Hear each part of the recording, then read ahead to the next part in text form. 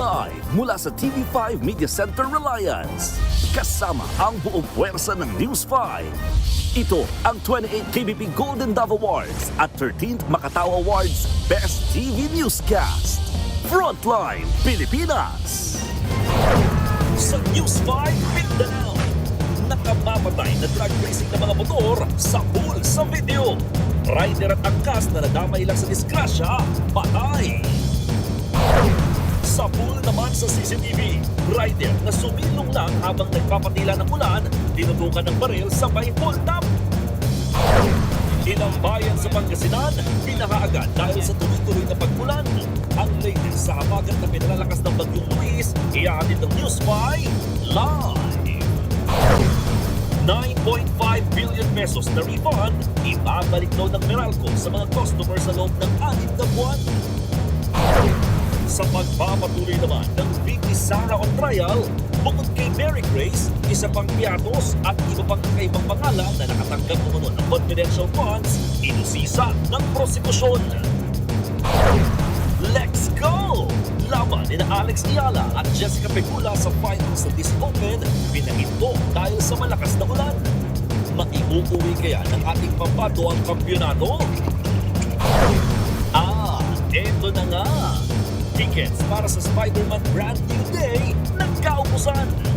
Spoiler sa loob ng sinihan, nauwi sa bugbugan.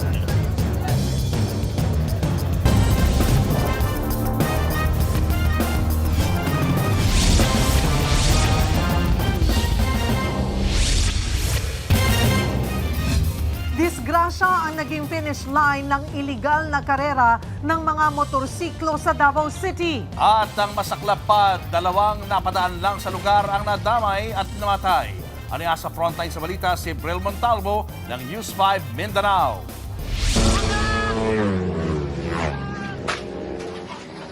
Sumirko ang motorsiklong yan sa gitna ng National Highway sa Barangay Catalunan Pequeño, Davao City kaninang madaling araw. Dumausdos naman ang isa pang motor. Nabalot ng makapal na usok at alikabok ang kalsada. Agad sinaklolohan ng mga napadaan ang mga sangkot sa insidente. Ang sumirko kasama pala sa 3 motor na kasali sa illegal na drug racing. Boy, tira ka boy. Boy, okay lang. Boy. Relax lang boy, relax lang niya. Duguan siya at sinubukang tumayo pero hindi kinaya dahil sa panghihina. Ang masaklap, may dadamay sa kanilang kalokohan. Sinubukan pang isalba ang isang rider at kanyang angkas na babae pero hindi kinaya at nasawi na sila. Sinugod naman sa ospital ang sugatang rider. We confirm nga merong nangyaring alleged drug race involving actually 4 motorcycles. No? 3 yung from northbound and then isa yung papunta ng southbound. No? Yung isang motorcycle, tinamaan yung rear ng moto. Yung isang motor na may pasahero kaya on the spot namatay yung driver at saka yung passenger. Nakatakas naman ang isa pang rider na sangkot din umano sa karera. Patuloy ang investigasyon sa insidente. Tukoy na ang pagkakakilanlan ng mga sangkot sa karera.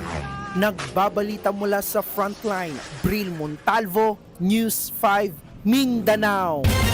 Humantong sa habulan, hampasan at muntikang pananaksak ang agawan ng pasahero ng mga driver sa Bulacan.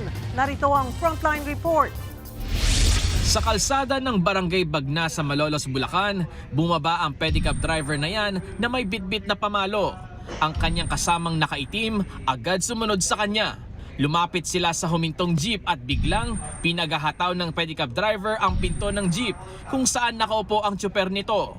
Pero nang makabuelo ang jeepney driver, lumabas ito at hinabol ang lalaking nag-aamok. Hindi kita sa video pero may dala na palang patalimang tsuper. Nagpaikot-ikot pa sila sa dumaraang jeep pero hindi naabutan ng tsuper ang lalaki. Mapapansin ding nawala na ang kasama nitong nakaitim. Kalaunan, umalis na lang ang jeepney driver. Ayon sa Barangay Bagna, sa kabilang barangay pa lang ay nagkainitan na ang 2 driver. Mayroong isang pickup driver na nagkagigitan sila sa pag-agaw ng pasaheros. Ngayon hanggang dumating dun sa pagtatalo, ngayon yung jeepney driver inabangan ng isang pedicab driver dito sa Barangay Bagnat. Nagharap na sa barangay ang dalawang sangkot na driver at sa huli ay nagkaareglo rin sila. Nakangiti pa nga sila sa picture at nagkamay. Nangako ang pedicab driver na babayaran ng danyo sa pinto ng jeep na kanyang pinalo. Nagbabalita mula sa Frontline, Dave Abuel, News 5. Sumilong lang saglit dahil umuulan. Natsyempoan pa ng mga hold-upper ang dalawang biktima sa Taytay Rizal. Ang mga suspect nasa pool sa video. Nasa frontline ng balitang yan si Brian Castillo. Sa kuha ng CCTV, makikita ang magkasunod na pagdating ng dalawang motorsiklo sa bahagi ng Ortigas Avenue sa Taytay Rizal, pasado hating gabi noong Miyerkules. Agad nagsibabaan ang 4 na lalaking sakay ng mga motor na saglit pang nag-usap at tila may hinihintay. Maya-maya pa, makikita ang isang motorsiklo na humarurot palayo. Nagmamadali namang sumakay ang mga lalaki sa kanilang motor. Sa pagmamadali, nahulog pa ang ilang helmet ng isa sa kanila. Nakapansin-pansing wala ng kaangkas. Ang mga nakamotorsiklo, mga hold-upper pala. Ninakawan nila ang isang rider. Kwento ng biktima, pauwi na raw sila ng kanyang nobya nang biglang bumuhos ang ulan. Napilitan silang huminto at sumilong sa gilid ng kalsada. Laking gulat nila nang bigla silang lapitan at palibutan ng dalawang riding in tandem. Tinutukan po ako ng baril. Then nandun na po yung iba niyang kasama. Binigay ko po agad yung cellphone ko. Na sabi po, huwag kaming kikilos ng masama or huwag gagalaw. Then nung kinukuha po yung susi ko, tinutukan po ako sa ulo bigla. Tapos tinulak po yung girlfriend ko para makuha yung cellphone niya sa kanya. Kabilang sa mga natangay ang isang wallet, 2 cellphone at motorsiklo ng biktimang rider. Sabi ng barangay, madilim kasi sa bahagi ng kalsada kung saan huminto ang mga biktima. Itong mga suspect na ito, sige po ang ikot-ikot nila. Siguro yung mga biktima po ay nakita ng mga suspect. Nakita ang motor na minamaneho ng isa sa mga suspect sa Cainta Rizal. Patuloy ang pagtugis sa mga hold-upper. Nagbabalita mula sa Frontline. Brian Castillo, News 5. Bago mamatay, nabidyuhan ang huling pahayag ng lalaking pinagbabaril sa Bulacan. Binanggit niya ang taong nasa likod daw ng pagpaslang sa kanya. Nasa frontline ng balitang yan, si Gary De Leon.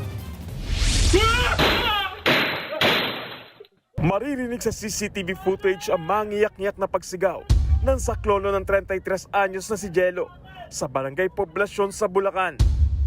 Bago ang pamamaril, makikita muna ang pagbaba ng biktima mula sa kanyang sasakyan. Nasa tapat na siya ng gate at ilang hakbang na lang sana papasok ng kanilang bahay. Nang paunanan siya ng bala, pagkatapos ng pamamaril, sumakay na raw ng motorsiklo ang tumakas sa gunman. Habang pumapasok siya, tinatanggal pa po niya yung jacket niya. Nung nakita ko, hindi ko naman po siya pwedeng yakapin kasi nakita ko nagbiblid na eh. Pero hindi pa rin po siya nawawala ng malay that time. Siya rin po yung nagsabi na, Daddy, dalhin niyo ako sa ospital. Siya pa rin po yung lumabas. Hindi rin po siya nagpabuhat. Nadala pa sa ospital si Jello bago siya nalagutan ng hininga. Nagawa pa raw ng biktima na magpa-video kung saan sinambit niya ang buong pangalan ng taong nasa likod daw ng pamamaril sa kanya. Gagawin lang nito. Ang kanyang binanggit, pangalan ng isang kapitan. Base sa investigasyon, dating sekretarya ng Barangay Poblasyon si Jello, nag-resign daw ito sa hindi malinaw na dahilan. Nakatatanggap daw ito ng mga pagbabanta sa kanyang buhay, pero hindi raw nito sineryoso. Masama naman ang loob ng kaanak ng biktima. Wala raw kasing sumaklolo mula sa barangay hall nang maganap ang pamamaril. Nagtataka po ako, yung pong malapit na barangay sa amin, wala man lang po sa amin nagtanong kung ano nangyari. Siguro mga ilang hakbang lang po yung bahay namin doon sa barangay kasi very beside lang talaga po. Wala. Ako po yung nagpunta doon para i-report na may shooting incident. Tapos after po nun, wala rin naman po silang ginawa. Nang mamatay si Jello, nagtungo sa presinto ang barangay chairman na si alias Oka. Siya ang pinangalanan ng biktima.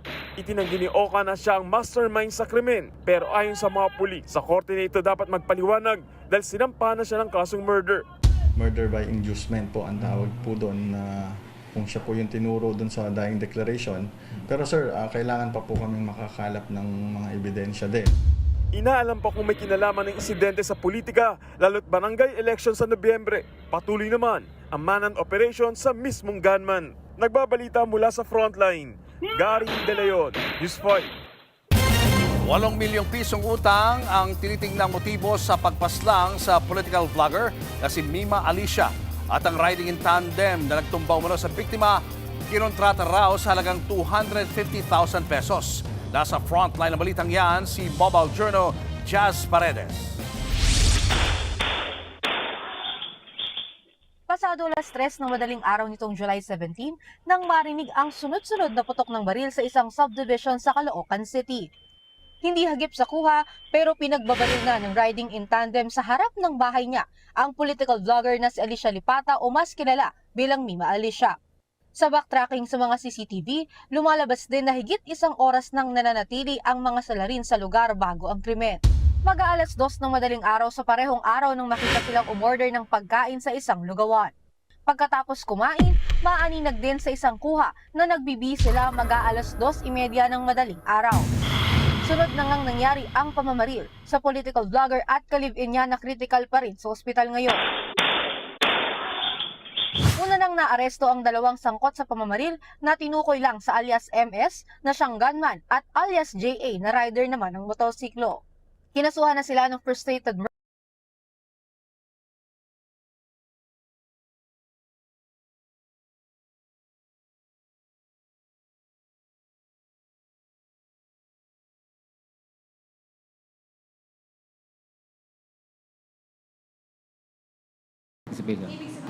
Sir, magkano daw binayad sa kanila? Yung initial, I think, ay 250. Ayon sa PNP, itinuro ng middleman ang 3 pang sospek sa pagpatay. Kabilang dito ang isa pang kasabwat at magkasintahan na sa kabilang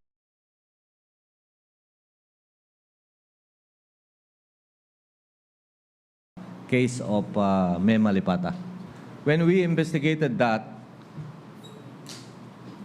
within 48 hours, we're able to name already the perpetrators, especially the gunman. Because of our CCTV backtracking, of course, yung facial recognition, lahat-lahat nalaman natin. Sa ngayon, personal na alitan ang nakikitang motibo sa krimen. Posibleng nag-ugat daw ito sa 8 milyong piso na utang ni Alicia sa magkasintahang mastermind na kanyang business partner.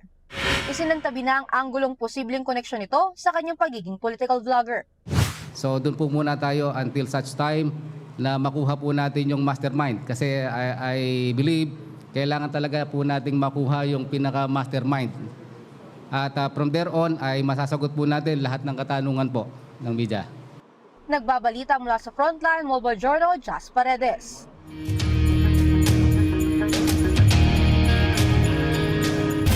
Bukod kay Mary Grace Piatos, lumabas din ang mga pangalang Renan Piatos at Andy Lim sa mga tumanggap ng confidential funds ng Office of the Vice President. Naging biruan pa yan sa impeachment trial kanina na agad namang sinita ng depensa. Nasa frontline ng balitang yan, si Marian Enriquez. 70,000 pesos ang perang nakuha ng kontrobersyal na si Mary Grace Piatos. Base yan sa resibong ipinakita sa impeachment trial laban kay Vice President Sara Duterte. Ang perang napunta kay Piatos ay bahagi ng 125 million pesos na confidential funds ng Office of the Vice President noong December 2022. Ang confi funds na napunta kay Mary Grace Piatos ay para raw sa payment of reward at may nakasulat na medicine. Hindi malinaw kung cash ba itong ibinigay o mismong mga gamot na 70,000 pesos ang halaga ang napunta kay Piatos. Bukod dyan, isa pang resibo ang ipinakita ng prosekusyon. Nakapangalan naman ito sa isang Renan Piatos na hindi gaya ni Mary Grace. Isa lang ang letter T sa Piatos nito. Mas malaki ang natanggap ni Renan, 110,000 pesos para raw sa purchase of information. Pero hindi dyan natapos ang mga pangalang inilatag ng prosekusyon. Meron ding Nova Santos, Miko Harina, Janice Marine Revilla, Patty Ting, Andy Lim, Alejandro Piquit, Fiona Biong, Sisfronio Balsac, Gabriel Bisaya, Ilan lang yan sa higit 800 sa mga acknowledgement receipt na kinumpirma ni dating COA ICFAO Auditor Roderick Wamil. Bago ipakita ang mga dokumento, humiling muna ng 3 minutong recess si Prosecutor Attorney Lorna Kapunan para mabusisi ng testigo ang kahon-kahong resibo na may label na confidential funds. Your Honor, please, may we ask for a 3-minute recess for this? For what purpose, counsel? So you can go over the folders and so I can sit down. Nang simula ng basahin ng ilan sa mga pangalan napunta sa biroan ang paglilitis na agad namang kinontra ng depensa. Andy C. Lim for 50,000 pesos. Andy Lim. Kanya ko pala hindi mabasa. Andilim. Kung merong andilim, siguro dahil Objection, pikit. Your Honor. I'm sorry, but I've been giving leeway to opposing counsel, but I think she's been coloring, the contents of the documents more than what is shown Your in the Honor, document I'm just reading. It itself. says here. And No, counsel Your can Honor. It says andilim. I think you It's know the my way point, it sounds, Your Honor. It's like patiting. That's the way it's spelled. And the next one, maybe you will object again. It's Alejandro A. Pikit. I was gonna say, kanya siguro madali. May pikit ang mata. Pikit. Exactly, Your Honor, our point, Your Honor. Pikit. Pagkatapos niyan, muling bumalik ang paglilitis sa mas mabigat na usapin. Napon na rin kasi ang mga petsa sa mga acknowledgement receipts. Ang panahon ng paggastos ng confidential funds, December 21 hanggang 31, 2022. Pero may ilang resibo na may petsang December 2023 na halos 1 taon ang pagitan. May iba naman, walang petsa. Ayon pa sa testigo, hindi nakapagsumite ang OVP ng sufficient supporting documents bukod sa mga acknowledgement receipts. May mga payment of rewards silang ginawa in cash, in medicine, and in various goods, pero hindi po properly supported with any document evidencing success as prescribed po in item 4.8.5 of the joint circular. And also, with respect to the purchased tables and chairs and desktop printers and computers, hindi po nila in-indicate if these purchases were intended for the confidential operations of the Office of the Vice President. May findings din. Dahil dyan naglabas daw ng notice of suspension ng COA o pansamantalang disallowance ng pondo sa OVP noong December 13, 2023. Lumalabas daw kasing illegal, irregular o hindi na ayon sa tamang pamamaraan kaya pinagpapaliwanag ang OVP. Pero ito pang isa sa nakitang irregularidad sa kontrobersyal na 125 million pesos na confidential funds ng OVP noong 2022. Hindi raw tugma ang halaga. Nag-liquidate, pero ang liquidate nila ay sobra sa amount na 150 million. Ang ginastos po nila based on the 125. acknowledgement receipts ay sobra po compared dun sa laman ng kanilang accomplishment report. May discrepancy. May discrepancy po na 150,000 pesos. Pero nang tanungin kung ano ang naging sunod na hakbang matapos ang notice of suspension, hindi na yan nasagot ng testigo dahil inilipat na siya at hindi nasakop ng kanyang sumunod na trabaho. Nagbabalita mula sa Frontline, Marian Enriquez, News 5. Naalarma ang palasyo sa pahayag ni Congressman Pulong Duterte laban kay Defense Secretary Gibo Teodoro na tila nagpapakita raw ng hindi solidong loyalty sa Pilipinas. Nasa frontline na balitang yan, si Maricel Halili.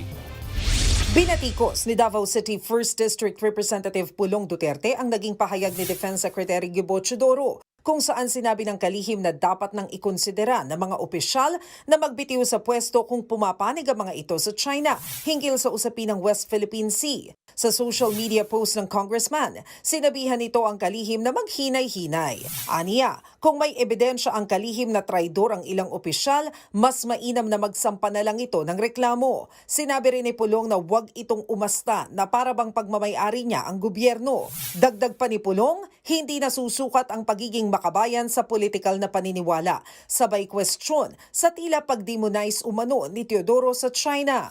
Sa huli, nanawagan si Pulong sa mga sundalo kung handa ba umano ang mga ito na ibuwis ang kanilang buhay para sa giyerang bunga lang ng ego ng isang kalihim. Pero paglilinaw ni Teodoro, hindi pwedeng piliting magbitiw ang isang opisyal sa pwesto maliban na lang kung may nilabag itong batas.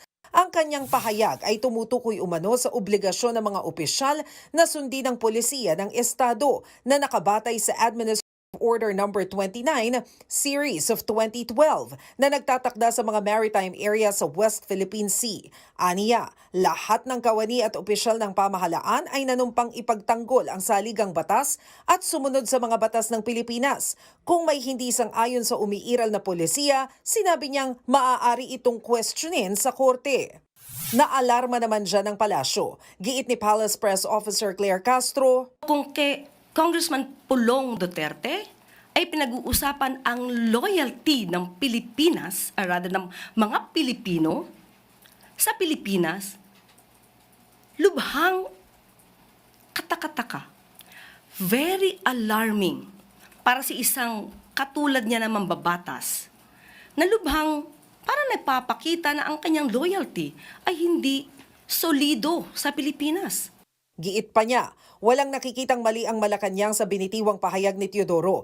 Pagpapakita lang daw ito ng pagmamahal sa bansa. Hamon pa ng Malacanang sa mga opisyal ng gobyerno na kapareho ng paniniwala ni Pulong. Mas maganda po siguro talaga kung kayo po ay nagpapakita ng katulad ng pananaw ni Congressman Pulong Duterte. Mas magandang lumatad na sila para makita natin kung sino ba talaga ang totoong nagmamahal sa bansang Pilipinas. Kasabay nito, ipinakita ng Malacanang ang e-book na The Wonderful West Philippine Sea with Pawi. Si Pawi ay isang pawikan na magpapaliwanag kung ano ang West Philippine Sea base sa 2016 arbitral ruling. Pasaring ni Jose Castro. Sa mga iba ang pananaw na tungkol sa ating karapatan sa West Philippine Sea, i-download nyo na po yan. Nagbabalita mula sa Frontline, Maricel Halili, News 5. Sa ibang balita, binaha agad ang ilang lugar sa Pangasinan. Bunsod ng ulang dala ng pinaigting na habagat. Nasa Frontline ng balitang yan, Simon Gualvez. Bago mag-arko ng Dagupan. Ayan, ganyan yung lalim na ngayon dito. Binahang bahaging ito ng Nalsian San Miguel Road sa Calasiao, Pangasinan kanina. Tuloy-tuloy kasi ang ulan simula pa kagabi. Kaya ang mga motorista pahirapang makadaan. Hindi rin nakaligtas sa pagbaha ang Kabilokaan Elementary School. Meron tayong mga isolated stagnant water sa ating mga kalsada dito sa ating bayan. Yun po yung nakita natin sa post ng ating mga netizen. Nangangamba naman ang mga residente sa pag-apo ng Marusay River. Sa tala kasi kaninang 1:00 ng hapon, lampas na sa normal na level na nasa 1.7 feet. Kitang-kita rin ang mataas na level ng tubig sa tapat ng Dagupan City National High School. Ganyan din ang sitwasyon sa Mayombo District na malimit bahain. Talagang malalim na halos di makadaan yung mga nakamotor. Sa video namang ito ng mga opisyal ng Barangay Kibuar sa Alaminos City, kita ang malakas na ragasan ng tubig sa isang dam. Nag-abiso na ang barangay sa posibleng pag-apo nito. Yun, mga bok, no? Ito yung ilog. Pero sa Barangay Samang Norte sa Bolinao, umapaw na ang tubig sa tulay. Pansamantala rin itong hindi madaanan. May mga bahay na pinasok na ng baha sa Barangay Herminal, Bolinao. Ayon sa mga residente, sumabay sa ulan ng high tide kaya bumaha. Abot tuhod tuloy ang tubig. Samantala, kinansela na ni Pangasinan Governor Ramon Guico III ang klase sa lahat ng antas sa pampubliko at pribadong paaralan sa Pangasinan. Mananatili raw sila naka-alerto at nakaantabay sa lalawigan. Nagbabalita mula sa Frontline, Mon Gualvez, News 5.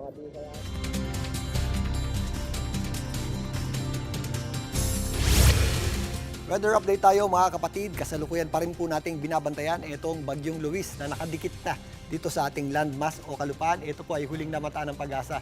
Dito po sa area ng Macunacon, sa may Isabela at pagitan ng Isabela at Cagayan. Ito pong Bagyong si Luis ay kumikilos ng napakalapit dyan sa general area na yan. So posible po yung maglandfall dyan at aantayin natin ang official update dyan ng pag-asa dahil ginagamit po nila yung radar para makita yung pinaka-accurate na lokasyon ng kanyang gitna or center. Kasabay po ng pagkilos niyan dito sa eastern section ng Northern Luzon, nagpapatuloy po itong makaapekto sa malaking bahagi ng ating bansa, particularly dito sa western section ng Northern Luzon at Central Luzon. Dahil yung ating bagyo po ay tinatawag nating sheared o tabingi. Nauuna po yung kanyang kaulapan kumpara po doon sa kanyang center or gitna. Dahil po dyan, possible po yung ating mga malalakas na pag-ulan at kung minsan meron tayong mga thunderstorms, concentrated po yan dito sa western section ng Northern at Central Luzon. Kasama po dyan ang Ilocos Region, lalong-lalo na sa mga areas ng La Union, Pangasinan, kasama po dyan ang Zambales at Bataan. Samantala, mga posibleng malalakas na pagulan din ang ating aasahan dito po sa Benguet at Baguio City, ilang bahagi ng Ilocos Sur at Ilocos Norte. Kalat-kalat naman o scattered ng mga pagulan ng ating aasahan dito po sa natitirang bahagi ng Northern Luzon, kasama po dyan ang Cagayan, Kalinga, Apayao, Mountain Province, kasama na rin po dyan ang area ng Aurora, Isabela, maging dito sa Quirino. Ang natitirang bahagi naman ng Central Luzon, posible rin po yung ating mga scattered rains o yung mga kalat-kalat nating pagulan na posible rin po magdulot ng mga pagbaha. Sa Metro Manila, kung mapapansin nyo, umaabot din po yung ating inflow ng hangin papunta dito sa bagyong si Luis at ganun din po ang areas ng Cavite at Batangas, kasama na po dyan ang Mindoro. Ito po ay direct effect ng bagyong Luis at inaasahan nga natin na yan po ay kikilos patungo dito sa East Philippine Sea habang lumalapit naman itong bagyong may international name na Dolphin. Ito pong bagyong Dolphin ay hindi natin inaasahang papasok or makaka-apekto sa anumang bahagi ng ating landmass o kalupaan. Bagkus yan po ay kikilos ng napakalapit dito sa kanto ng ating area of responsibility. Pero sa mga susunod na araw, yung kanyang inflow o yung kanyang lakas ng hangin ay lulusawin itong bagyong si Luis na kung saan itong bagyong si Luis ay magiging parte na lamang ng ating malawak na habagat o southwest monsoon na siya pong magpapaulan naman dito sa kanlurang bahagi ng ating bansa. Pagpapatuloy yan sa mga susunod na araw, lalong-lalo na sa darating na weekend. Kaya paghandaan po natin yan, mga kapatid. Sa ngayon nga dito sa Metro Manila, magpapatuloy po ang maulap na panahon at anumang oras, posible po tayong makaranas ng pagulan. At meron din tayong mga posibleng malalakas na pagulan kapag meron tayong thunderstorms. Kaya sa may mga lakad, ugaliin pa rin po natin ang pagdadala ng payong o anumang pananggalang sa ulan at parati po tayong mag-ingat, mga kapatid. At yan muna ang latest sa ating lagay ng panahon. Muli ito po ang inyong weather frontliner Alvin Pura na lagi may panahon para sa iyo. Sa ibang balita naman, biglang namaril sa inuman ng isang lalaki sa Bulacan. Pinuntirya ng suspect ang ex ng kanyang girlfriend pero ibang tao ang napatay. Narito ang Frontline Report. Nagtatakbuhan ng dalawang kabataang yan sa Barangay Batya sa Bocaue, Bulacan. Ilang sandali pa. Sunod-sunod na putok ng baril ang umalingaw-ngaw. Pati mga residente nagtakbuhan na rin. Makikitang lumabas ang lalaking nakapula na umano'y nagpaputok sa eskinita. Hindi nakita sa CCTV pero pinagbabaril pala nito ang mga lalaking nag-iinuman sa lugar. Isa ang patay, isa ang sugatan. Base sa investigasyon, pumunta roon ang suspect para hanapin ang kanyang girlfriend. Yung tatlo ay nagiinuman at pagdating nung suspect natin, hinahanap yung girlfriend niya. After that, dahil hindi niya makita, dahil din sa impluwensya ng alak, sinapak niya yung dalawa, then nagkaroon ng konting sagutan, then bigla na lang pinaputukan yung dalawang victim natin. Ang sugatang biktima, dati palang kinakasama ng girlfriend ng suspect, habang namatay na lalaki, nadamay lang sa pamamaril. Agad namang nahuli ng mga otoridad ang suspect sa hot pursuit operation, pero todo tanggi ito sa krimen. Hindi ko po yung ginawa, sir. Napagbitahan lang po ako. Sinampahan na ang suspect ng reklamang murder at frustrated murder. Dead on the spot naman ang 80 years old na lalaking tinambangan at pinagbabaril sa Baliwag, Bulacan. Ang suspect, bayaw ng biktima. Ayon sa mga otoridad, galing sa tindahan ng biktima at pauwi na namang mangyari ang insidente. Naagip pa sa CCTV ang pagsibat ng suspect. Naaresto naman agad ang suspect. Ang motibo ay meron silang awayan sa lupa na mana nila at ito nga yung sakahan na kung saan nakuha ng biktima yung titulo dahil ito po ay nakasanla sa bangko.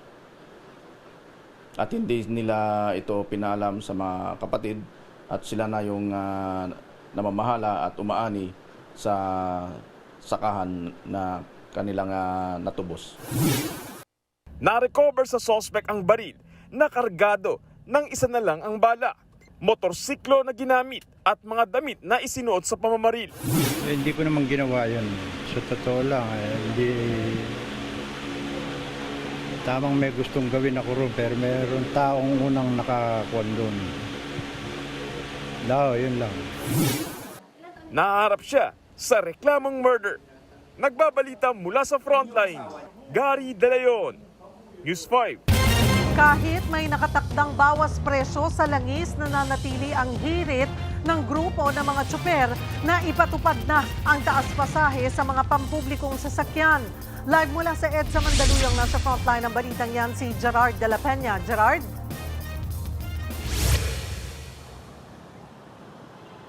Cheryl, tuloy na nga bukas yung oil price rollback pero kakatiting lamang ito, ano? Kaya naman yung mga tsuper para sa kanila ay hindi ito sasapat, kaya ang hirit pa rin nila ay magkaroon nga sana ng dagdag singil sa pasahe. Kahit maulan, nagtipon sa harap ng tanggapan ng Land Transportation Franchising and Regulatory Board ang ilang miyembro ng transport group sa pagpoprotesta. Ang panawagan nila, ituloy na ang pagtataas ng singil sa pasahe. Sa anunsyo ng Department of Energy, bababa ng 73 centavos ang kada litro ng gasolina bukas, 60 centavos naman sa diesel at 2 pesos and 9 centavos sa kerosene. Pero kung tutuusin nila, barya lang ito kumpara sa layo ng itinaas ng presyo ng langis. Malaki na ang nawala sa mga driver at operator simula pa noong pumutok ang gyera.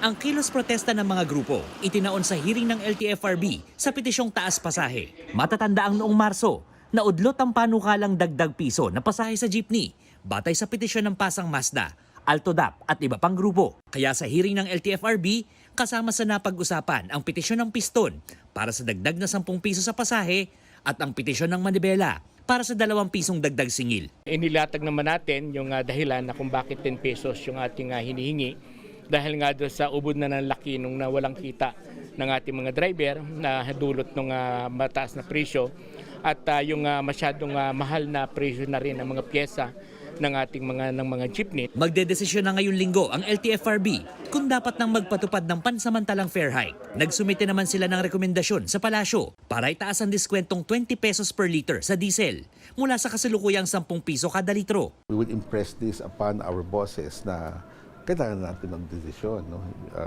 Whether add to it or increase the fare provisionally. So lahat yan sana magka-desisyon na kagad. Isa sa pabor sa dagdag diskwento, ang jeepney driver na si Chito. Mas malaking bagay yun sa aming mga driver. Mas malaking tulong kung ibaba yung presyo ng diesel. Ayon sa DOE, may mga ginagawa ng hakbang ang pamahalaan para mabawasan ang epekto ng pagdepende ng bansa sa imported na langis. May plano ng gawing electric vehicle manufacturing hub ang bansa para mapababa ang presyo ng electric vehicles at mabawasan ang pangangailangan para sa paggamit ng langis. Ang sinet po na objective na target po ng Presidente is by 2040, 50% of our vehicles will then be electric na.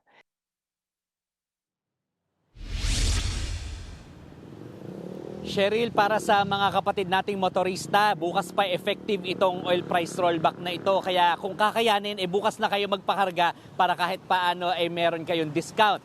Sa ngayon naman, Cheryl, di umulan dito sa bahaging ito ng EDSA, dito sa may EDSA Reliance. Kaya dito sa southbound lane, mabilis ang daloy ng mga sakyan. Pero sa northbound lane, medyo mabagal ang daloy ng trapiko dyan. At ito paalala din sa ating mga kapatid, lalo na yung mga commuter, Cheryl. Itong Manibela, ang sinabi nila kung hindi magkakaroon ng fare hike ngayong linggong ito, ay magkakaroon sila ng strike simula sa Lunes hanggang Miyerkules sa susunod na linggo yan. Cheryl.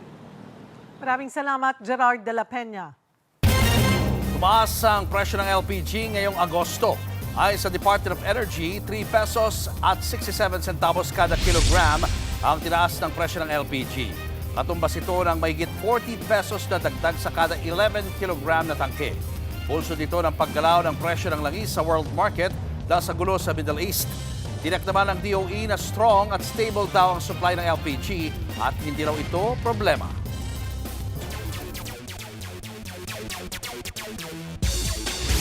Mga kapatid, mamaya itutuloy ang championship match ni Pinay tennis sensation Alex Ayala at Jessica Pegula para sa Mubadala DC Open. Naantala kasi ito nang lumakas ang ulan. Narito ang Frontline Report. Matapos maantala ng ilang oras dahil sa ulan, nagkaharap na sina Pinay tennis sensation Alex Ayala at world number 3 Jessica Pegula. Nakataya sa laban ng championship sa Mubadala DC Open. Maganda ang ipinakita ni Alex, pero in top form din si Jessica na top seed ng torneo. Nakuha niya ang first set 6 games to 4. That is absolutely world class. Sa second set, si Alex na ang nakalamang 2 games to 1. pero muling inula ng court kaya sinuspindi ang laban. Naghintay ng ilang oras ang organizer pero hindi gumanda ang panahon. Kaya nagdesisyon na silang tuluyang i-reschedule ang final match. Mamayang hating gabi na uli, oras dito sa Pilipinas, ang pagpapatuloy ng laban na Alex at Jessica.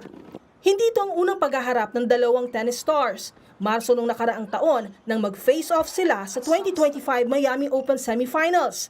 Si Jessica ang nanaig noon in 3 sets. Susubukan ni Alex na bumawi mamaya. Mapapanood ng live ang pagpapatuloy ng Mubadala DC Open Championship Finals mamaya sa Premier Sports 2. Available yan sa Signal Channel 273 HD at ila-livestream din sa Signal Play app. Nagbabalita mula sa Frontline, Maliu Chivaria, News 5. Showbiz, eto na nga! Mga kapatid, eto na nga ang mga umaarangkadang showbiz balita ngayong Lunes. Mahigit o makalipas ang mahigit isang dekada, nagbalik sina Yaya Dab at Lolas noong Sabado. Para po yan sa pagpapatuloy ng 47th anniversary celebration ng programang Eat Bulaga. Narito po ang Frontline Showbiz Report. Rolling and rolling ang tila time machine na ruleta ng longest noontime show na Eat Bulaga sa pagpapatuloy ng kanilang 47th anniversary celebration noong Sabado. Ito na nga ang biggest throwback ng taon. Wow, fantastic. Yaya Dub is back, pero wait, there's more.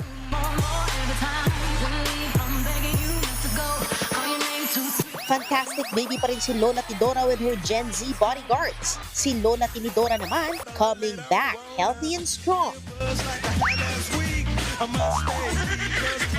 Hindi naman nagpatalo si Lola Ridora. Humataw pa with Yaya Dub at ang kanyang mga Rogelio, Rogelio, Rogelio. Bukod sa iconic Barangay Peeps, may representative din ng Little Miss Diva sa pagkanta ni Grand Winner 2023 Althea Ruedas. Bumida rin sa opening production sina That's My Boy first runner-up DJ Tolitz Forbes at That's My Boy 1998 Steve Claude Goyo. Naki-throwback Saturday rin ang Little Mr. Pogi 1987 na si Atong Redillas. Present naman sa TV5 Media Center ang Broadway Boys na may baong pasabog na performance. Hindi rin nagpatalo ang Super Serenas, Dancing Queens at syempre ang iconic Filipino pop girl group na Sex Bomb Girls. Get, ow! Dahil kuhang-kuha ng Eat Bulaga ang puso ng Dabarkats mula Batanes hanggang Hulo sa loob ng 47 taon.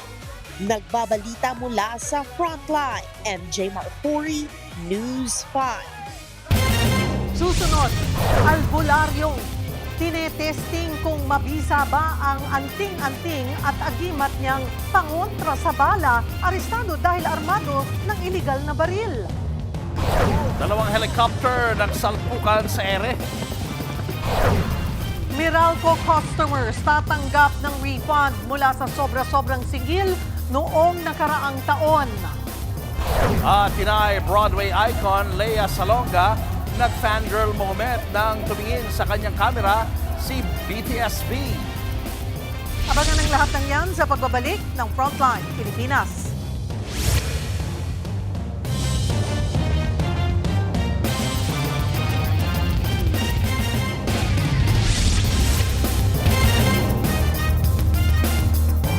Mga kapatid, Julius Babaw po, nasa Middle East o saan mang dako ka ng mundo, manatiling may alam at may pakialam sa mga mainit na balita dito sa ating bansa. Simulan po natin ang bawat araw sa tuloy-tuloy na balitaan sa Frontline. Mag-follow at mag-subscribe sa social media pages ng News 5.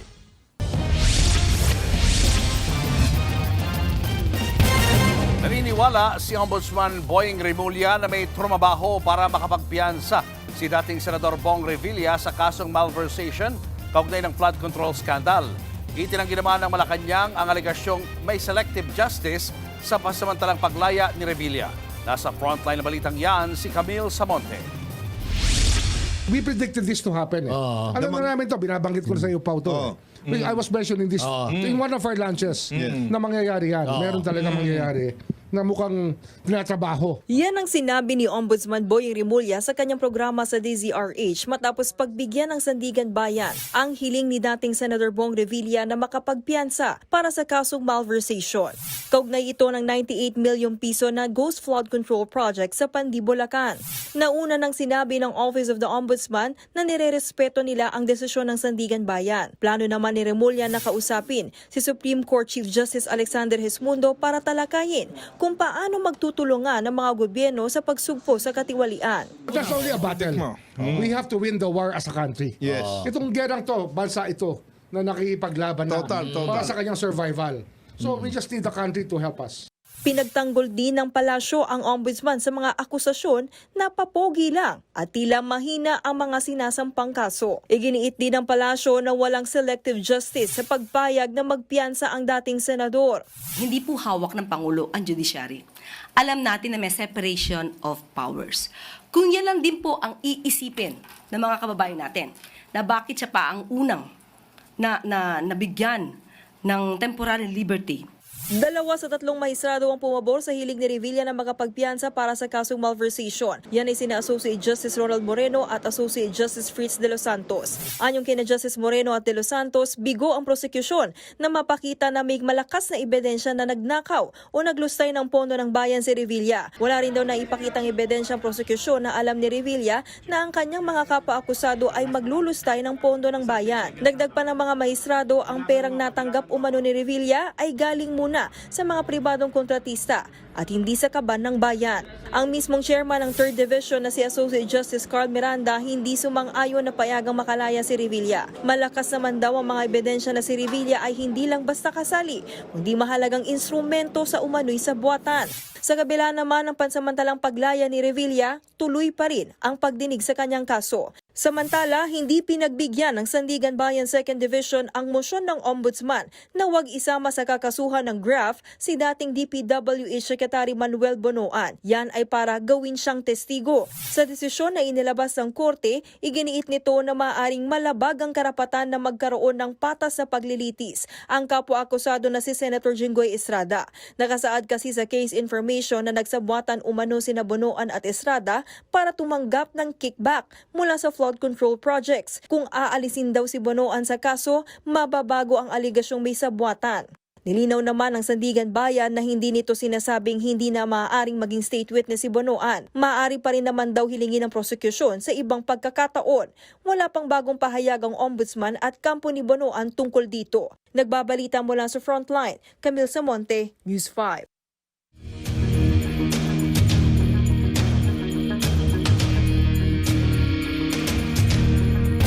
Kahit bawal, ginamit daw ng Office of the Vice President sa milyong-milyong pisong halaga ng medical at food aid ang confidential funds nito.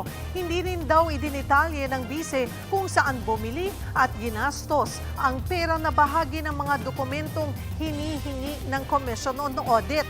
Nasa frontline ng balitang yan, si Mean Los Baños. 15 kahon na may label na confidential funds. Yan ang bitbit ng House Prosecution Team bilang ebidensya sa Article 1 o ang tungkol sa umunoy maling paggamit ni Vice President Sara Duterte sa confidential funds ng Office of the Vice President at ng Department of Education. Kabilang sa binusisi ang acknowledgement receipts ng 125 million pesos na confi funds ng OVP na nilustay umano sa loob lang ng 11 araw mula December 21 hanggang December 31, 2022. Ang naturang mga acknowledgement receipts hindi inayunan ng depensa. Gayunpaman, dito pa rin sumentro ang prosekusyon. Isinalang sa witness stand si Attorney Roderick Wamil, ang State Auditor na nagsagawa ng post-audit sa liquidation ng confi funds ng OVP at DepEd noong 2022 hanggang 2023. Si Private House Prosecutor Attorney Lorna Capunan ang nag-direct examine sa kanya. I'm feeling a bit anxious. Nervyos. Anxious. Okay. Huwag kang mag-anxious. 10 taon daw naka-assign si Wamil sa Intelligence and Confidential Funds Audit Office o COA-ICFAO mula 2014 hanggang 2024. Pero sa 10 taon niya sa ahensya, tanging si VP Sara lang ang inaudit niya na Vice Presidente at DepEd Secretary. Bakit Vice President Sara Duterte lang? Since nung nag-assume po ako ng 2014 sa ICFAO, Wala pong naging appropriation for confidential funds si dating Vice President Binay at si dating Vice President Robredo. Tanging si Vice President Sara Duterte lang po yung nagkaroon ng appropriation for the confidential funds. Tanging si Vice Presidente Sara Duterte lang po as the Deputy Secretary. Ayon kay Wamil, umabot ng 500 million pesos ang total confidential funds ng OVP mula December 2022 hanggang July 2023, habang sa DepEd 112.5 million pesos naman ang Confi funds sa loob ng 3 quarters noong 2023. Sa post-audit ni Wamil, meron siyang mga nakitang violation o mga paglabag sa mga isinumiting liquidation documents ng OVP para sa confidential funds. Una, hindi raw nakaspecify kung para saan gagamitin ang hinihinging cash advance. Pangalawa, ay yun ngang 125 million pesos na para sa buong 4th quarter dapat ng 2022 pero naubos lang sa loob ng 11 days ng December 2022. At pangatlo, hindi idinetalye sa accomplishment report ng OVP kung paanong ginastos ang milyon-milyong pisong cash advance mula sa confidential funds. Base sa mga discrepancies na napuna ng COA, nagpalabas sila ng Audit Observation Memorandum o AOM. Ang AOM ay isang written notification na ipinapadala sa mga tanggapan o opisina ng gobyerno kung saan ipinapaliwanag ng COA ang tungkol sa mga deficiencies na nakita nila at humihingi din sila ng mga dagdag na dokumento at paliwanag mula sa nasabing tanggapan. Sinubukan daw ng COA-ICFAO na iserve sa OVP ang naturang memorandum pero wala raw OVP official na tatanggap nito. Nagpadala naman ang OVP ng revised accomplishment report pero meron pa ring tanong ang COA gaya ng ginastos ang 40 million pesos na halaga ng medical at food aid na kinuha sa confidential funds kahit hindi yan pwedeng gawin. Gayon din ang pagbabayad ng incentive sa informant dahil wala raw itong patunay. Dapat may supporting document na nagpapatunay na successful ang result ng activity na yan, yung information gathering. Ang tanong sa iyo, Mr. Witness, meron bang mga dokumentong sinubmit to show the success of that surveillance? Wala na po silang ibang sinamit na document evidencing the success of the information gathering or surveillance activities. At sa milyon-milyong pisong detalye raw ng ginastos ng OVP, puro acknowledgement receipts lang ang ipinasa. Wala raw official receipts at invoice kung saan binili ang nasabi mga supply. Kaya tanong ng prosekusyon, Hindi ba confidential yan kung saan drugstore ka bumili? Hindi naman po siguro confidential pag kung ang pagbibilhan mo ay mga drugstore. Kasi ang confidential po mismo ay yung paggagamitan, hindi yung pagbibilhan. Yung hardware stores na pinagbilhan ng mga tables and chairs tsaka desktop, hindi ba confidential yung mga pangalan ng mga hardware stores na yan?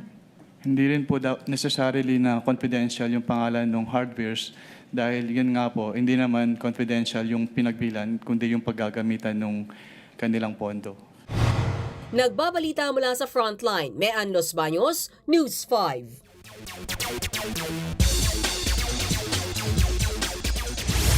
Wagi ng ginto si world-class Pinoy pole vaulter EJ Obiena sa isang torneo sa Germany. Natalo ni EJ ang taas na 5.76 meters. Naka-silver sa torneo ang Qatari na si Abdel Salam Seyfeldin, habang Amerikanong si Cole Walsh ang naka-bronze. Ito ay ika-6 na gold ni EJ ngayong taon at ikalawang sunod na podium finish. 2 linggo pa lang ang nakakaraan nang makuha niya ang silver medal sa Madrid, Spain. Susunod, Congressman Leandro Leviste at Jing Paras pinasabina kaugnay sa umano'y tangkang pag-frame up kay Executive Secretary Ralph Recto. Dagdag sahod na naging bato pa ilang labor groups nagprotesta dahil sa binawing taas sahod sa Metro Manila. At spoiler alert, lalaking pinangungunahan ang mga mangyayari habang nanonood ng Spider-Man Brand New Day, binugbog sa sinihan. Yan at iba pa sa pagbabalik ng Frontline Pilipinas.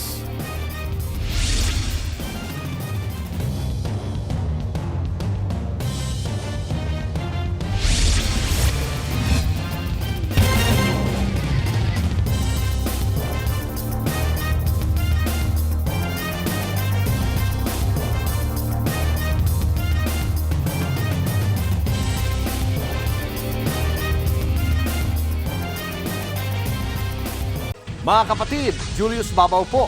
Nasa Middle East o sa amang dako ka ng mundo, manatiling may alam at may pakialam sa mga mainit na balita dito sa ating bansa. Simulan po natin ang bawat araw sa tuloy-tuloy na balitaan sa Frontline. Mag-follow at mag-subscribe sa social media pages ng News 5.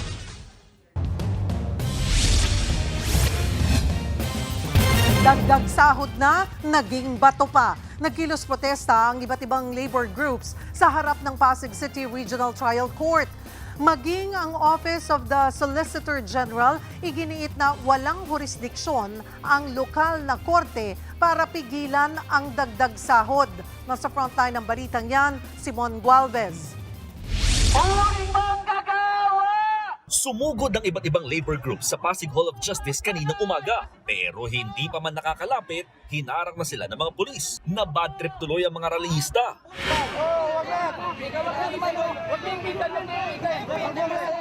Pero kalaunan, pinagbigyan din ng mga nagprotesta na magsagawa ng programa sa pinakaentrada. Hindi naman tayo pinanganak kahapon.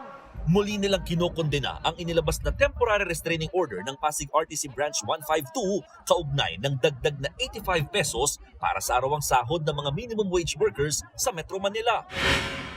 Kahit ang ilang construction workers nga sa katabing gusali, nagpakita rin ng suporta sa mga nagpoprotesta. Gate ng mga nagrally, kakarampot na nga lang ang inaprobahang dagdag, hinati pa sa 2 bigayan, tapos ngayon, napurnada pa. Sa bawat araw na nagaganap ang pagpapatigil nito ay ninanakawan natin ng pagkain ng mga manggagawa na ngayon, hanggang ngayon ay hindi pa nakaka-recover sa matinding impact ng krisis sa langit.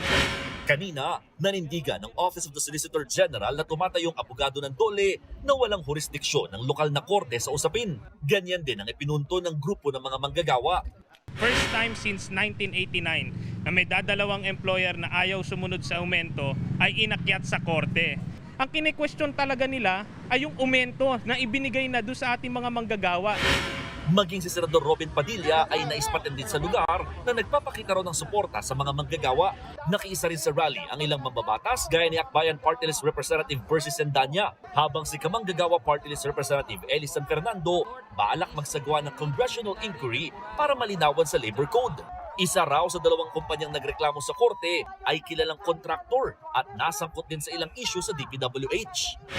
Hindi daw kakayanin ng kanilang mga kumpanya. Papaanong hindi kakayanin kung in the first place, bilyonaryo yung mga yan? So ang nasa likod nito ay talagang ang interest nila ay ipagdamot at hindi ibigay sa mga manggagawa yung dagdag sahod, nagagarampot na nga, 2 gives installment pa, tapos ngayon sinuspinde pa ng korte. Nangalampag naman sa tanggapan ng Dole sa Maynila ang iba pang grupo. Sa kalagitnaan ng programa, hinarap sila ni Labor Secretary Francis Tolentino at nakipag-usap. Gustuin ko man na magdamag tayo rito, marami mga sektor, pero makakaasa kayo na ito ay mga balakid lang. Kung ano man yung destinasyon na gusto marating ng pamahalaan, ito ay para sa kabutihan ng lahat. Ng manggagawa, ng employer. Gusto natin isang mapayapa, nagkakaisang Pilipinas. Tatagal hanggang August 13 ang TRO ng korte laban sa wage hike. Nagbabalita mula sa Frontline, Mon Gualvez, News 5. Suportado ng palasyo na maimbestigahan ang reklamo sa manay pagsusugal ni Health Secretary Jose Pujalte Jr. Kasunod yan ang pagsasampa ng reklamo ng grupo ng concerned citizens laban sa kalihim. Sabi ni Palace Press Officer Claire Castro, dapat lang imbestigahan kung may lumalabas na ganitong issue. Sa ngayon ay wala pang utos kung dapat bang suspindihin ang kalihim, oras na magsimula na ang investigasyon. Kung may ganito po mga issue ay dapat lang po talagang lumabas. Kailangan po maimbestigahan at kung ano man po ang kalalabasan nito ay hahayaan po natin ang Pangulo na mag-desisyon patungkol dyan. Showbiz, eto na nga! Eto na nga, fangirling ang Broadway icon na si Miss Lea Salonga matapos niyang ibahagi ang pagtingin ni BTS member V o Kim Tae-young sa kanyang camera.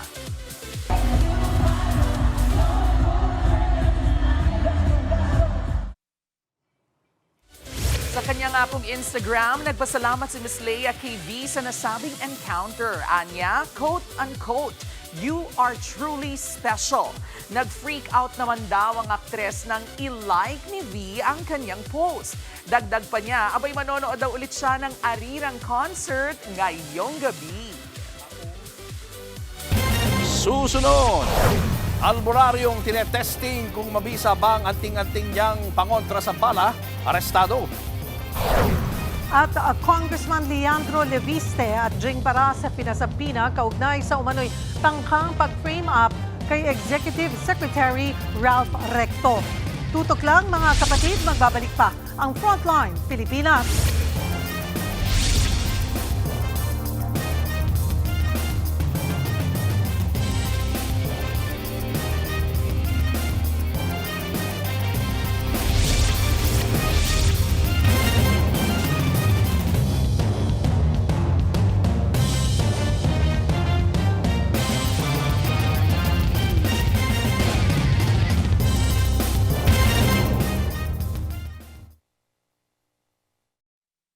Mga kapatid, Cheryl Cosim po. Nasa Estados Unidos, Canada o saan mang dako ka ng mundo, manatiling may alam at may pakialam sa mga mainit na balita dito sa ating bansa. Simulan natin ang bawat araw sa tuloy-tuloy na balitaan sa Frontline. Mag-follow at mag-subscribe sa social media pages ng News 5.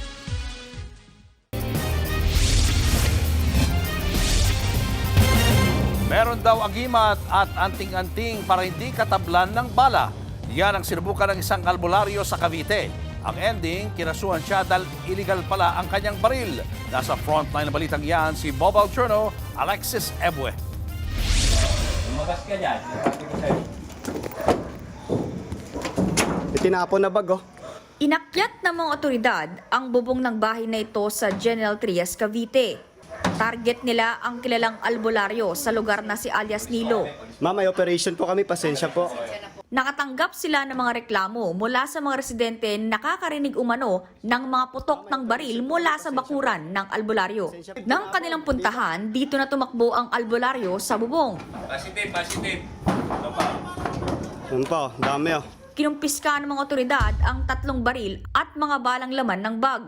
Base sa investigasyon, nagbebenta rin ng mga agimat at anting-anting ang albularyo pangontra umano sa tama ng baril.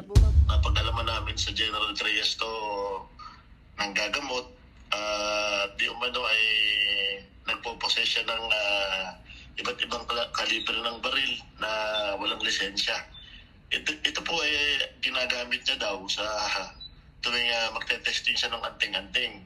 Nakakuha rin ng mga otoridad ng video kung saan makikita ang mismong pagsubok nito sa anting-anting gamit ang baril. Dito ka magte-testing sa bahay?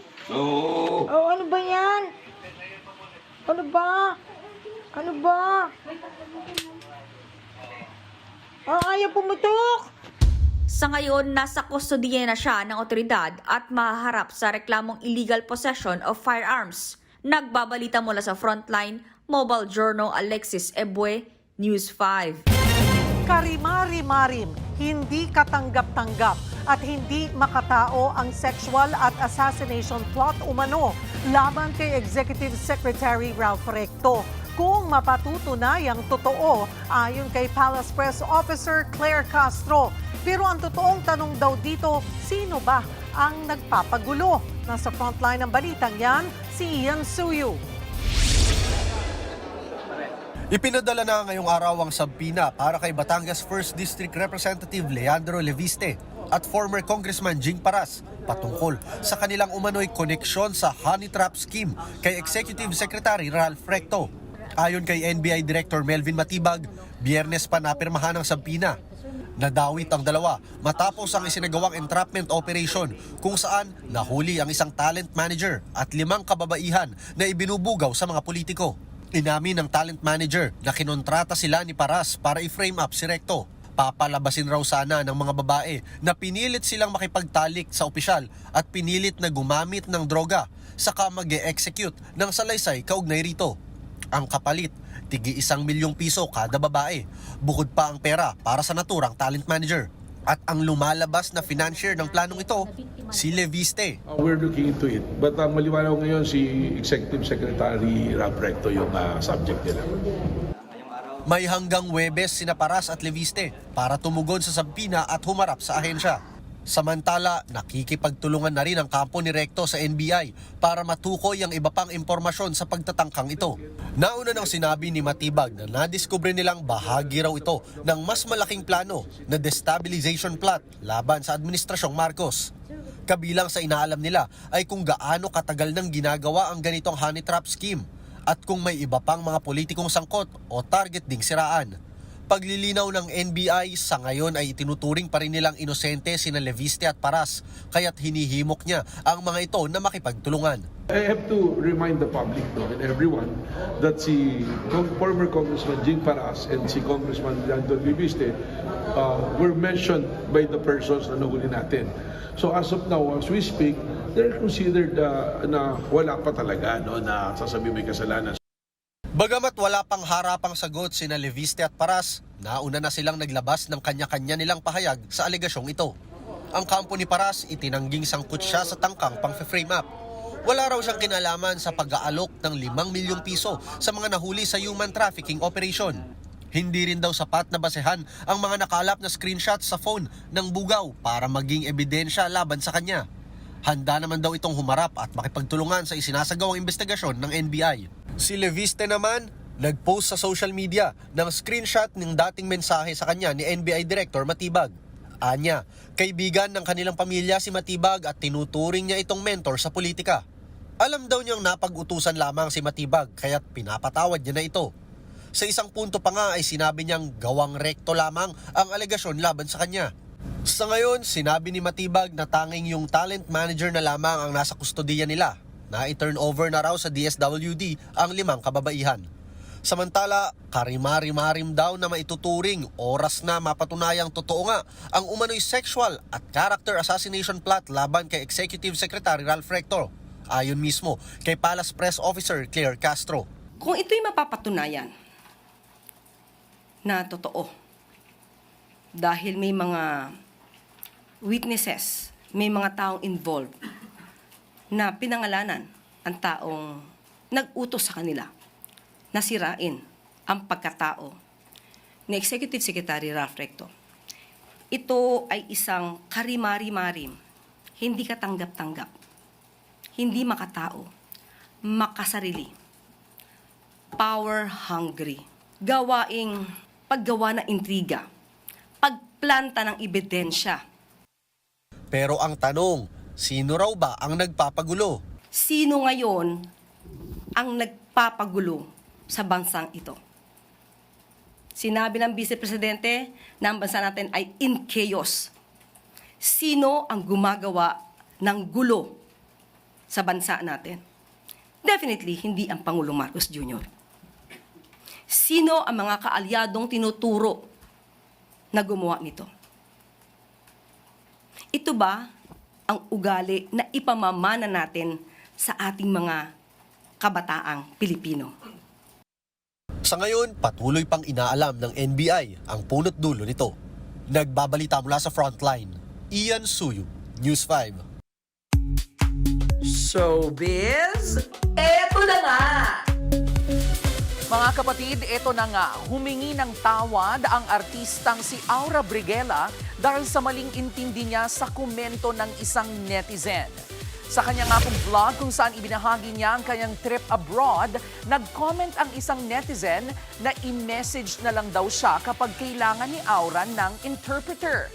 Reply naman dyan ni Aura, feeling hindi ka nga nag-high school, quote-unquote. Sabi pa po ng netizen, marunong daw kasi siyang mag-Vietnamese, kaya niya nasabi ito. Deleted na ang mga comment na yan ngayon. Humingi naman ng tawad si Aura. Nagkamali raw siya ng interpretasyon dahil marami raw nanunukso sa kanyang pag-i-Ingles. Nag-reply naman ang anak ng commenter na patawad na raw ng kanyang ina si Aura. Susunod, mga nanunood ng Spider-Man Brand New Day abay nagkagulo dahil sa isang spoiler. Sa ating K-Alaman, alam niyo ba kung anong klaseng gagamba si Spider-Man? At pusa o meksena sa tapatan ng Rain or Shine Elasto Painters at Meralco Bolts sa PBA Governors Cup. Tutok lang mga kapatid, magbabalik pa ang Frontline Pilipinas.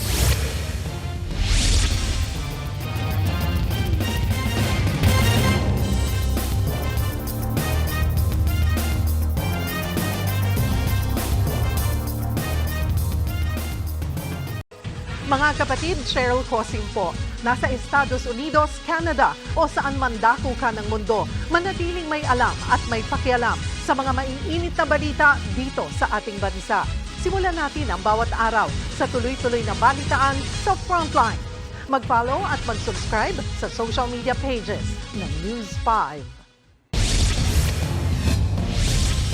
Arestado ang 2 suspect sa pagnanakaw ng mga gamit sa loob ng Senado. Base sa investigasyon, tinangay ng mga suspect ang TV at printer ng Congress TV Media ng IBC-13 sa Senado. Nahuli naman ang 2 sa follow-up operation kung saan naaktuhan din silang nagsusugal. Nabawi ang mga ninakaw nila at nakumpiska rin ang kanilang gambling money at 2 hinihinalang sachet ng shabu. Mahaharap sila sa patong-patong na reklamo.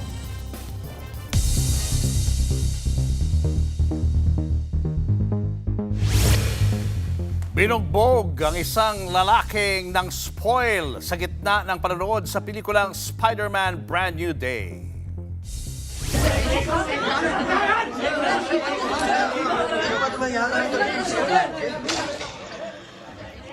Viral na po ang video na yan sa loob ng isang sinehan.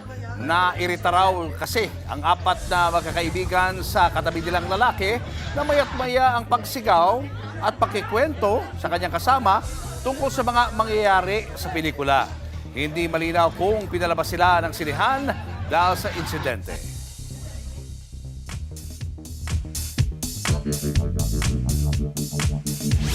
Mga kapatid, nakanood na ba ng Spider-Man Brand New Day ang lahat? Alam nyo ba kung anong klaseng gagamba si Spider-Man? Bago po natin yan sagutin, eto muna. Hindi po lahat ng gagamba ay umaasa sa kanilang sapot. Gaya na lamang ng wolf spider na para bang lobo. Hinahabol talaga nito ang pagkain. Meron din namang trapdoor spider na gumagawa ng kunwaring pinto sa lupa at kapag may dumaan, surprise, pagkain ka na. Grabe din itong huntsman spider na tinaguri ang fastest spider in the world. Kaya po nitong tumalon ng higit 3 metro sa isang pitik lang. Eto pa mga kapatid, alam nyo ba na ang mga gagamba ay hindi po insekto? Kasi ang mga insekto, 6 ang paa, ang gagamba, 8. At hindi lang yan, wala rin po silang antena. At karamihan din sa mga gagamba ay 8 ang mata. Pero ang plot twist, maraming gagamba ang halos bulag. Maliban sa jumping spider, ito ang may pinakamatalas na paningin sa lahat ng gagamba na para bang may built-in zoom lens. Kaya po nitong tansyahin ang layo bago tumalon sa biktima. Ngayon, eto na nga. Ano nga bang klaseng gagamba si Spider-Man? Sa comics, kinagat po siya ng isang radioactive spider. Pero sa mga modernong pelikula, genetically engineered spider na ito. At ayon mismo sa creator na si Stan Lee, hindi kailanman tinukoy ang eksaktong species. Bakit? Para hindi malimitahan ang kwento. Pero kung pagbabasehan ang powers ni Spider-Man, para pong pinakamalapit ang kakayahan niya sa isang jumping spider. Dahil mahusay itong tumalon, sobrang linaw ng paningin at gumagamit ng silk kapag kailangan. Pero teka, sa movie, sa pulso lumalabas ang sapot ni Spider-Man. Sa totoong buhay, wala pong gagamba ang naglalabas ng sapot mula sa paa o kamay. Kahit pa 8 ang galamay nito, lahat ng silk lumalabas sa tinatawag na spinnerets na nasa dulo ng kanilang tiyan. Yan po ang ating brand new na K-Alaman. K-Okay. Susunod, 2 lasing na nakatulog sa tabing kalsada, sinalakay ng magnanakaw. Babaeng nagpapaligaw na raw sa iba, pinagsasaksak at ginilitan ng kanyang ex. At pelikulang Spider-Man Brand New Day certified box office hit agad sa Pilipinas. Yan at iba pa sa pagbabalik ng Frontline Pilipinas.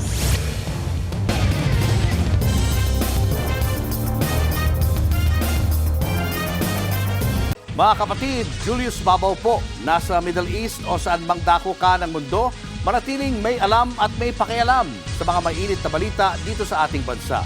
Simulan po natin ang bawat araw sa tuloy-tuloy na balitaan sa Frontline. Mag-follow at mag-subscribe sa social media pages ng News 5.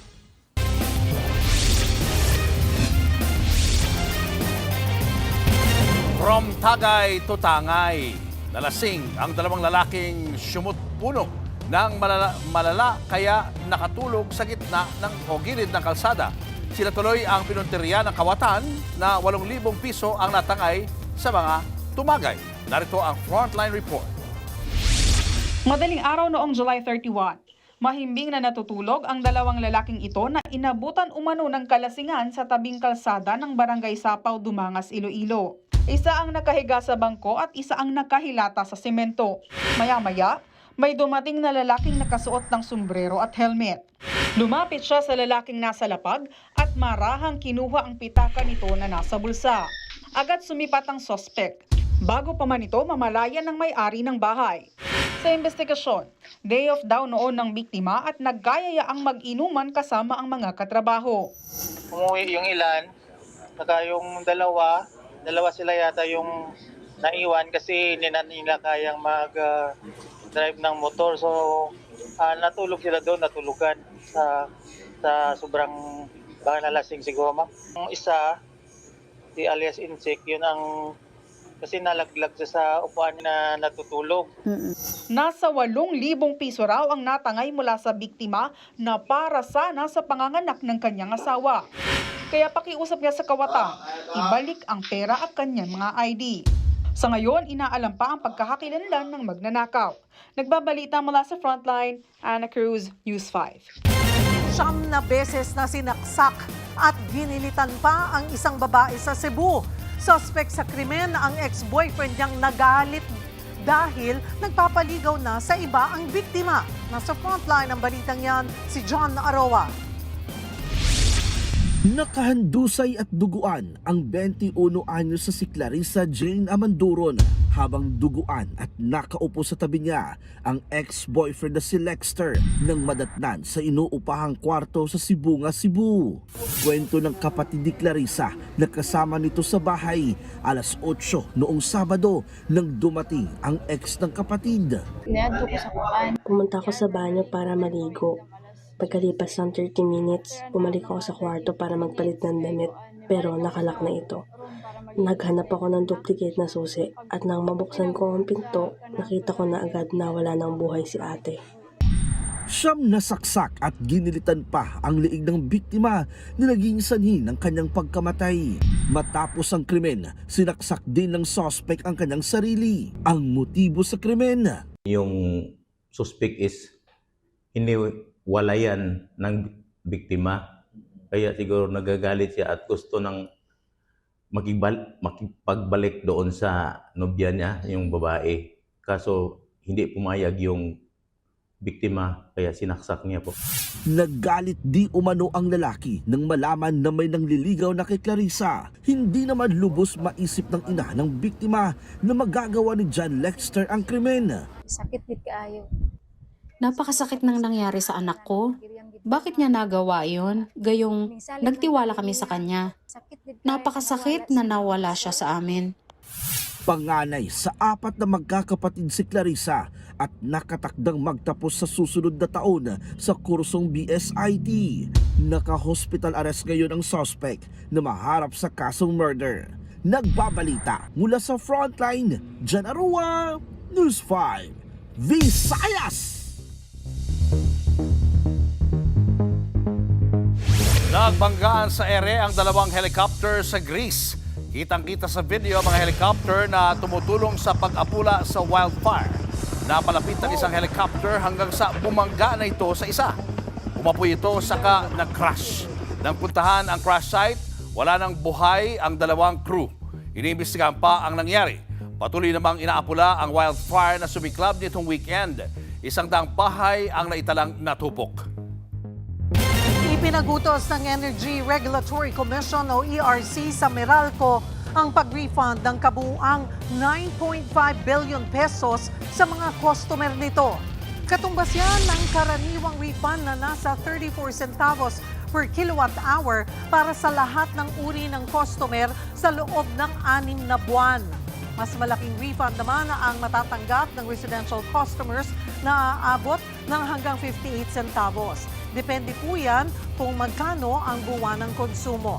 Sa inilabas na desisyon, ang refund ay bunsod ng sobrang singil mula January hanggang December noong nakaraang taon. Kasama na rin sa ipinababalik ang interest cost. Suportado naman ng Meralco ang inisyatibong ng gobyerno. Susundin daw nila at ipatutupad agad ang direktiba ng ERC. Sinabi rin ng Meralco na sila mismo ang naghain ng 2 magkahiwalay na aplikasyon para sa naturang refund. Ang chairman po ng Meralco na si Manny D. Pangilinan ay chairman din ng TV5.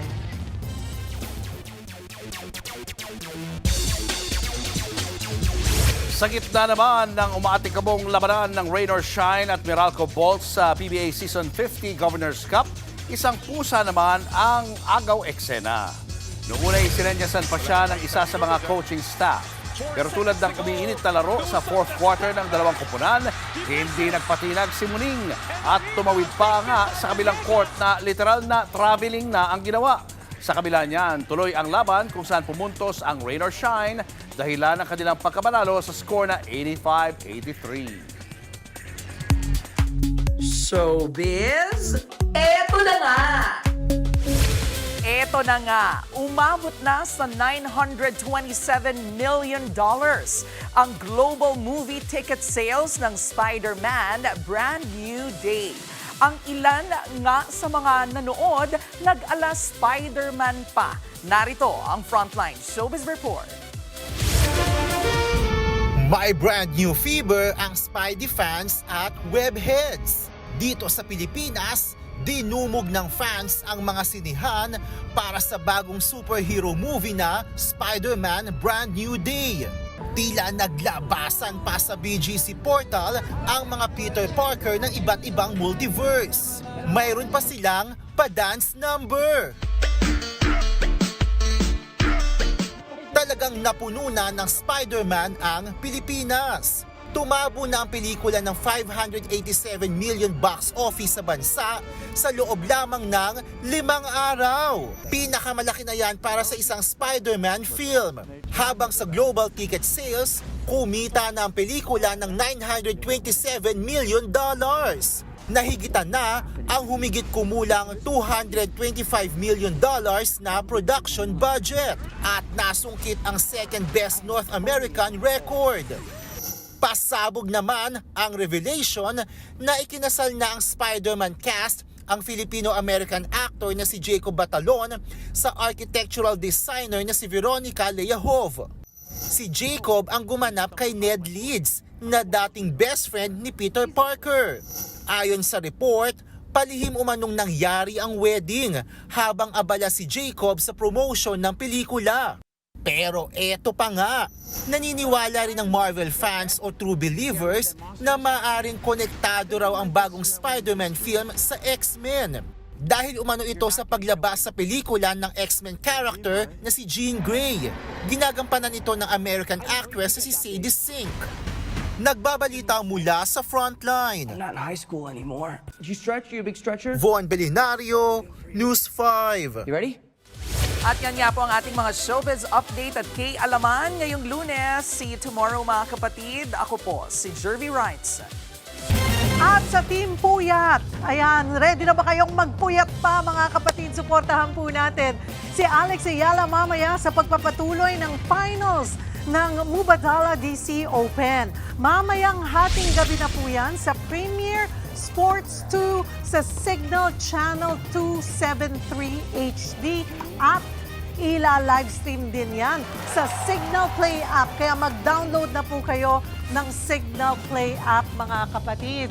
Ito ba yung nabitin na laro? Yes. Go, Alex! Yung first set, 6-4. Lamang yung una, yung kalaban. Ni Pegula.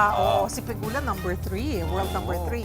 Itong nabitin, 1-2 yata, lamang si Alex. So we're hoping talagang makuha ni Alex yung second set para ma-push sa third set. So, hindi mo pwede magsimula uli from the top?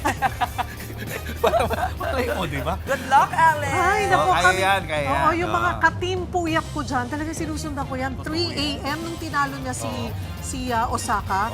4 a.m. na nag-start. Puyat to dapat. Sulit talaga. naman, Oh, yes. syempre. Iba yung level. So mamaya, sama-sama po tayo ulit magpuyat bilang isang bansa. Supportahan po natin si Alex. Signal Channel 273 and download na po kayo ng Signal Play app. Yan. Alright. Pasado. Talagang ramdam Good luck ko sa sa atin puso lahat. ko eh. Good luck Oo. sa bayan natin. Abangan nyo kami ulit bukas dito sa TV5, sa 1PH RPTV, True TV at 105.9 True FM. Kami ang inyong mga kapatid sa Balitan at Public Service. Walang iwanan sa Frontline Pilipinas. Susunod na ang Sigabo.